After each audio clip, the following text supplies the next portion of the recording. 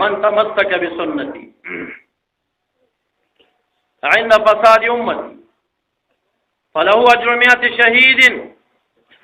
عام علماء او ظاهر علماء او اکثر شارحین دلتا مراد د سنت نه سنت د فقها وخلی او هغه سنت خلی چې هغه خلکو د خپل اندې کړی وي. نو فرمایي چې چا زما په یو سنت منګولې ولګوي عند فساد امت، هغه وخت کې چې زما امت کې اختلاف او فساد جوړو دا همدا زمانه ده. فله اجر 100 شهید. مبارک فرمایي د 100 شهیدانو اجر الہ العالمین ورکوي.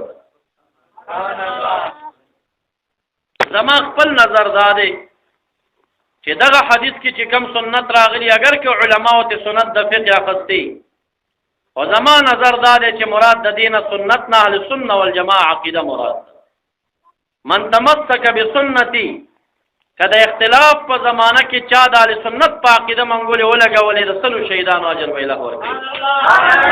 دا ډېر سخت کار دی په آخره زمانہ کې. نو سنت ته تسبق مګورئ چې کم کار عبادت یو مبارک په همیشواله کړی. لکه من جمله د هغې نه چې زه درو خوایم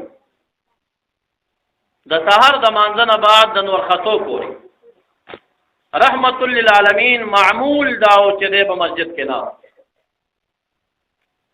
او دا عادت نه، دا عبادت. دا سنت عملی کوي. دا جمع نه بعد د نور خطو پورې مسجد کې کېنئ چې نور خرا پورته شي او 2 رکعاته د اشراق منځ کوئ. اجر یې څومره دی؟ لکه یو نفلي حج او د عمرې عمره اجر پې ملاوي. سحر د مانځه نه بعد معمول د رحمت عالم دا او چې سورۃ یاسین تلاوت پې کوو. وخت مو کېږي سورۃ یاسین لولئ، یو سنت ژوندې کېږي په دې کې د رحمت للعالمین. او دې زمانہ کې د سنتو دشمنان ډیر دی په خفه کې. د ماقام د مانځه نه بعد رحمت للعالمین به سوره واقعه لست، د ماخستن نه بعد به سوره ملک لست. سوره ملک متعلق دومره پکله راځي چې سفر او حضر کې بدن قضا کوي. نو دا خو عادت نه دی، عبادت دی. او په کوم عبادت چې همیشواله وشي سنت مؤکد وي. او چې کم خلک نور شپې نه وایي وشپې وایي د جمعې په شپه، نو د سنتو دشمنی مکوه موتانه بیام خره وشپه خو عملي کوي که هغه چا باندې ردو که چې کم خلک یې وشپم نه وایي هغه خلک را ژوندي که.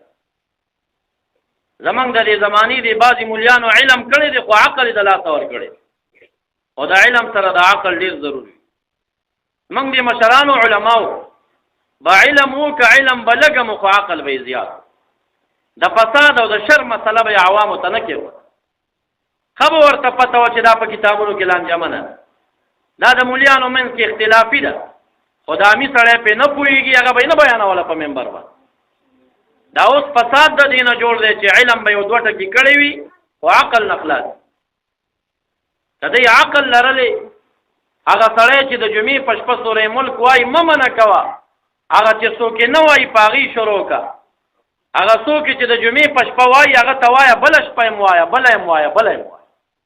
دا خو داسې مثال دی، یو سړی دی زما ورور دی مانځه کې لټ دی 4 منځونه نه کوي، دا یو منځ یې راټینګ کړی او ته ورته وایي غټ بدعتي چې دا منځ کې جاهل یې که.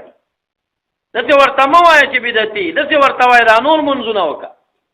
نو ماخستن سورة ملک خو د محمد مصطفی نه ثابت دي، پای کې جمعې شپه م راله بله م راله بله م راله. اوس چې یو سړی بله نه کوي پوهي که په بله شپه ته ورباندې شروع شه. پخوا به خلکو د جمعې ورځې چوټي کوله، دا شپه به خلک اوزګارو، په دې وجه څه ذکر به مساجدو کې کېده، ناخوانیانې به کېدې. نو مشرانو ورته ویلو چې هسې ناست دا سنت هم ژوندي کړي سورت ملک ووایي. هغه رواج شوي ده زمونږ د زړو عقیدو مسلمانانو مساجدو کې ویلې کېږي. نو معززو دا سنت مؤکده دي. هر سنت مؤکد د فرضو په شان په کلکه راټینګوئ، او هر چې سنت زواید دي دا د اصولین یو تحقیق دی. اصولین خو مجتهدین وي، یا د هغې د ائمو لپاره لار اسانوي. هغوی دار یو سیز باره کې یو فیصله لګوي یاره دا کار فرض دی دا واجب دی دا سنت دی دا مستحب دی